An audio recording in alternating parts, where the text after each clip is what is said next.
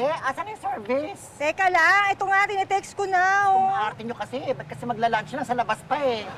Pero syempre, ngayon lang to eh. Ito naman, oh. Napaka ano naman. Malapit na raw siya. Hi guys! May plano na ba kayo ngayong Valentine? Ako, depende pa sa schedule, Chito. Kung free siya, I guess we'll hang out.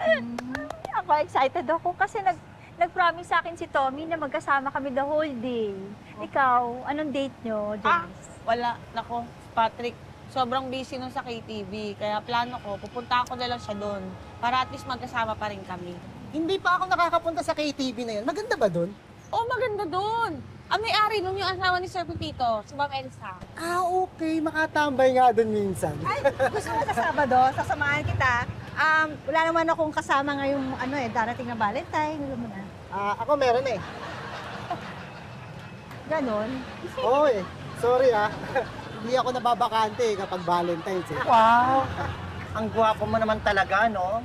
Uy, thank you Huwag mo na isigaw, nakakahiya ka yan. Alam mo, buti pa, Janice, sasama na lang ako sa KTV sa'yo. Mag-video okay party na lang tayo. Bakit wala kayo date ng boylet mo? May mapupuntahan yun. Video kay party din? Hindi. Birthday party? Hindi rin.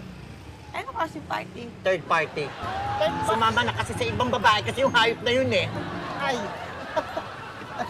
Sama ka na para party-party. Janice, ito rin mga reports na pinapagawa ko sa akin.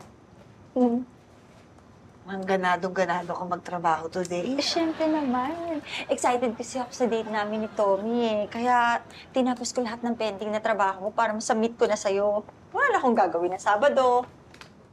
Mama Kung kwento kay Janice tungkol sa date natin sa Valentine's eh. Really? You know, about that, I have Ako, ayan na. Delikado ang mga ganyang linyahan. Kakatakot yung mga intro niya. Ano kasi, I have to cancel our date. Ha? Ayun, sabi na eh. Alam mo, nagkaroon kasi ako ng emergency transaction. Kailangan ko pupunta sa Baguio para bumili ng mga plants. Para saan? Kasi may client ako dito sa Manila. Nagbibili ng maraming halaman, maraming plants. Kikitain ko rito malaki, sweetheart. Para sa atin yan. Tommy naman eh. Well, I'm really sorry. At parang sinabi ko sa kanya, baka pwede, i-move na lang yung date ng delivery ko. Pero sabi niya, hindi pwede, Saturday daw eh. Kaya, I promise, I'll make it up to you. I promise. I promise. Wala naman ako magagawa eh.